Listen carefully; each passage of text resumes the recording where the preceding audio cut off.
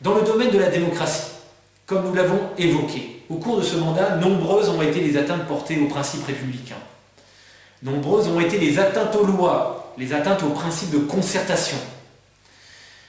Pour exemple, la gratuité des spectacles pour les élus et leurs conjoints, des voyages douteux en Écosse, la gratuité de l'occupation d'un bâtiment pour un ancien élu, la vente d'un bâtiment au profit d'un agent ayant un contrôle sur ce même service, des atteintes à la liberté d'expression nécessitant un recours devant le tribunal administratif pour les Deux-Sauclinois, des coupures de micro en conseil municipal, des propos injurieux tenus par tract ou lors de manifestations, des pressions physiques exercées lors de manifestations publiques, dégradation de mon lieu de travail par les jeunesses communistes, l'apparition soudaine d'une prison psychiatrique à 100 mètres d'un collège, des permis de construire délivrés rue des Comtesses sur des sols pollués, au PCB et au Mercure, et ceci malgré l'avis défavorable du commissaire enquêteur.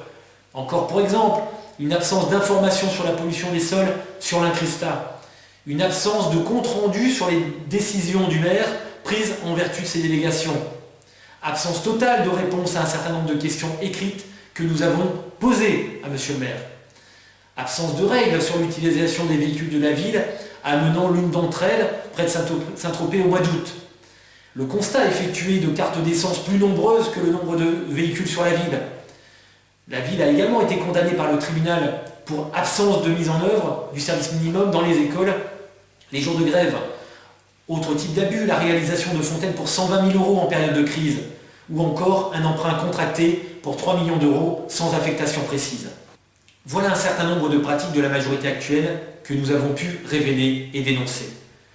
Depuis le début de la campagne, d'autres faits sont venus s'ajouter.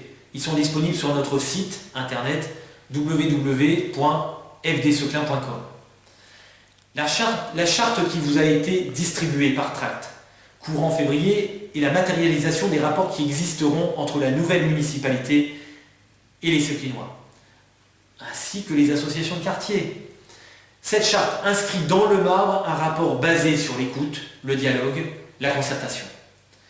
Pour nous, le respect des principes démocratiques constitue le socle de toute notre intervention, de tous nos projets. Cette charte est également disponible sur notre site internet. Chères Sauclinoises, chers Sauclinois, le projet que nous proposons s'inscrit dans le cadre d'une vision économique différente, équitable et faite pour réduire nos dépenses et la pression fiscale qui pèse sur les ménages et les entreprises. L'avenir de notre Seclin ne peut pas se construire sur la désinformation, l'opacité et l'absence de démocratie. Seclin doit garder la maîtrise de son destin et ne pas accepter certains projets aberrants qui vous sont imposés, tels la carte pôle d'échange en centre-ville, des projets immobiliers sur des sols pollués, une densité urbaine irraisonnée. Pour chacun de nos quartiers, de beaux projets nous attendent. Vous connaissez mon engagement pour Seclin. Vous connaissez ma détermination à faire grandir Seclin tout en restant très vigilant pour permettre à cette ville de conserver son âme. Je ne veux pas d'un Seclin reclus sur lui-même, timide, renfermé. Je veux un Seclin fier de ses racines. Je veux un Seclin précurseur, incontournable. Un Seclin où le maire assume enfin pleinement ses responsabilités en matière de sécurité.